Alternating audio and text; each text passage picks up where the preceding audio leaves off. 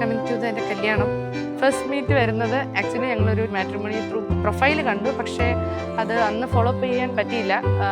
അത് കഴിഞ്ഞിട്ട് ഒരു 2 years ബാക്ക് എന്താ മറ്റേ ഡെസ്റ്റിനി എന്നൊക്കെ പറയുന്ന പോലെ വീണ്ടും വന്നു.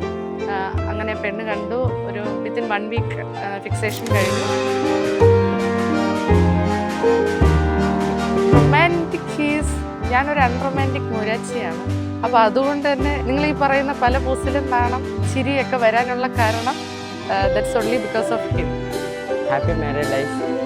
My ചേച്ചി.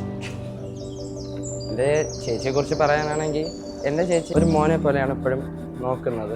എന്ത് കാര്യത്തിനായാലും പോസിറ്റീവായിട്ട് എന്ത് കാര്യത്തിനും നിൽക്കുകയും ചെയ്യും. ഞാൻ ഡോട്ടർ ഓഫ് സജിത് കുമാറാണ്. പക്ഷെ അങ്ങനെ പറഞ്ഞാൽ ആർക്കും അറിയില്ല. പക്ഷെ സബുൻ്റെ മോളെന്ന് പറഞ്ഞാൽ എല്ലാവർക്കും അറിയാം എൻ്റെ നാട്ടിൽ. എൻ്റെ പപ്പ എന്ന് പറഞ്ഞ് ഞാൻ പലയിടത്തും ഇൻട്രൊഡ്യൂസ് ചെയ്യുന്നെങ്കിലും ഞാൻ തിരിച്ച് എൻ്റെ നാട്ടിലോട്ട് വരുന്ന സമയത്ത് സബുൻ്റെ മോൾ, അതെനിക്കൊരു ഐഡൻറ്റിറ്റിയാണ്, വലിയൊരു ഐഡൻറ്റിറ്റിയാണ്.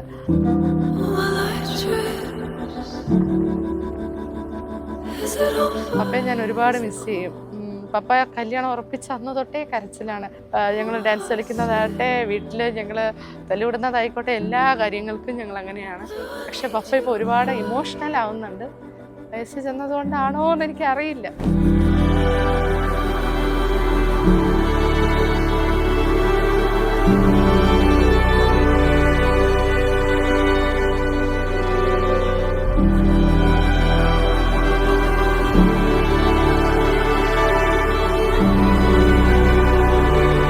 നിന്റെ ഈ സ്പെഷ്യൽ ഡേയിൽ ഞങ്ങൾ ഭയങ്കര ഹാപ്പിയാണ്. നിന്റെ രാവിലത്തെ ബ്രൈഡൽ ലുക്ക് കണ്ടപ്പോൾ തന്നെ ഭയങ്കര ഒരു ഇമോഷൻ. എന്താണ് ആ ഇമോഷൻ എന്ന് എനിക്ക് എന്തൊക്കെയോ ഒരു മിക്സ് ഓഫ് ഒരു ഇമോഷൻസ് ആയിരുന്നു ഫീൽ ചെയ്തത്. നിന്റെ ഈ സ്പെഷ്യൽ ഡേയിൽ നിനക്ക് ഓൾ ദി ബെസ്റ്റ്.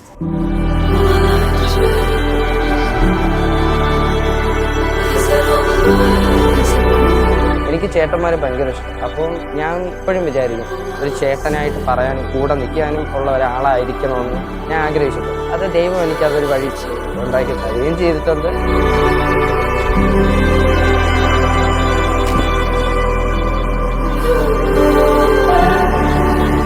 സച്ചിനെ പറ്റി പറയുകയാണെങ്കിൽ നല്ലൊരു പാർട്ട്ണറെ ആണ് ദൈവം തന്നത്. അതിലൊരുപാട് ഗ്രേറ്റ്ഫുൾ ആണ്.